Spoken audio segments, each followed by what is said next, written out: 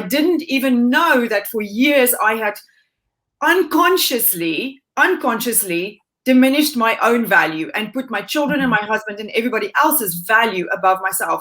And it took me 1 or 2 RippleFests ago to have a major breakdown in realizing. And if you're not sure if you have, I just want you to ask yourself, how strong are my boundaries?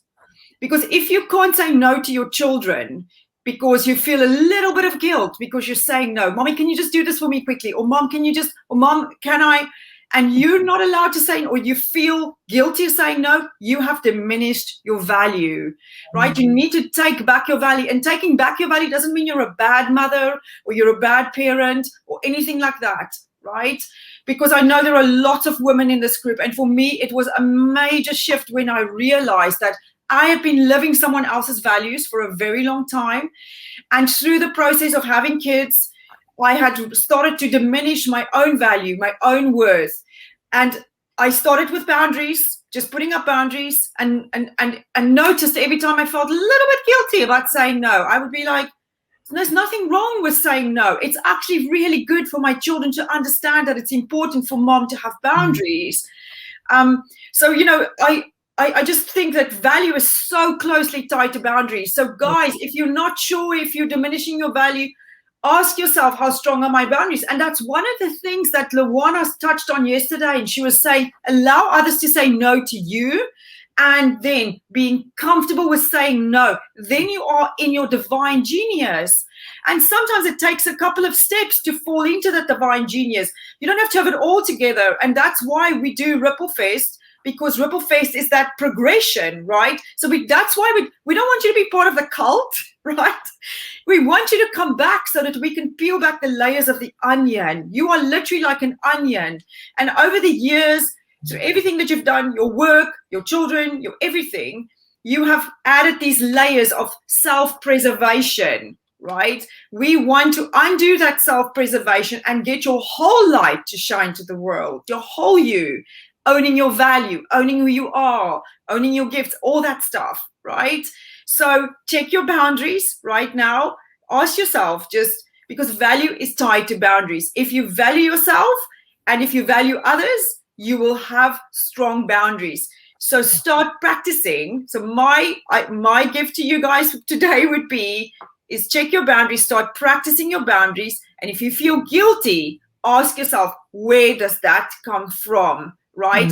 Is it a fact? Is it the truth?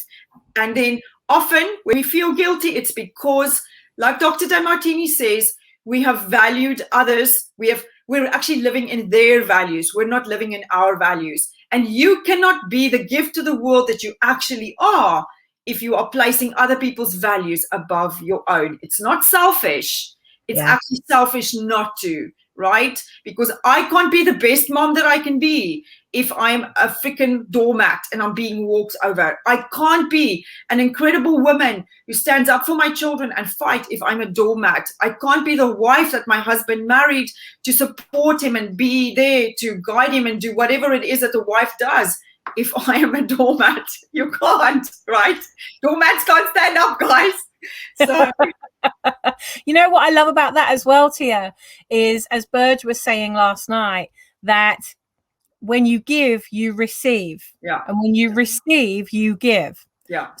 So when I say no to you and you go and learn something for yourself, or you master that for yourself, or when I say, I don't have time to do that, would you be able to give me the gift of doing that for me? Would you be able to do that? Like, how would you do it if you would do that instead? What we're doing is we're giving them a gift. We're also giving a gift to ourselves. And she says that when you take that gift away from somebody, she said it's spiritually inappropriate. And I love that. I love that she says, when you remove the gift from somebody else, when somebody gives you a compliment and you go, what, this old thing? It's spiritually inappropriate. Yes. It's spiritually inappropriate. So when you say yes to everything, that's spiritually inappropriate because you're taking the gift away from yourself, which, so it's a balance, but you know, we are all energy. We are all energy, and we're all vibration. And, you know, we get to lead by example. We get to live the life that backs up the words we say. So think very carefully about the words you say. If you say yes to everything, your life is probably a yes life. And that might not always be the best version of a yes life, right? No. Saying yes to the things that fill you with joy, that give you the freedom that you want, that really give you the gift. That's a really good yes life. But saying yes to everyone and then just flopping down exhausted at the end of every day because you've given every part of yourself away and there's nothing left, your body is going to show the results of that. Yeah. Your body is totally going to be like you'll start having physical symptoms like I did. Mine led to a very near miss heart attack, guys. And I don't want any of you to end up where I did. That's why I had to start my journey of personal development, because like it was either continue to burn myself out building 5 companies at the same time, or decide what was actually valuable to me.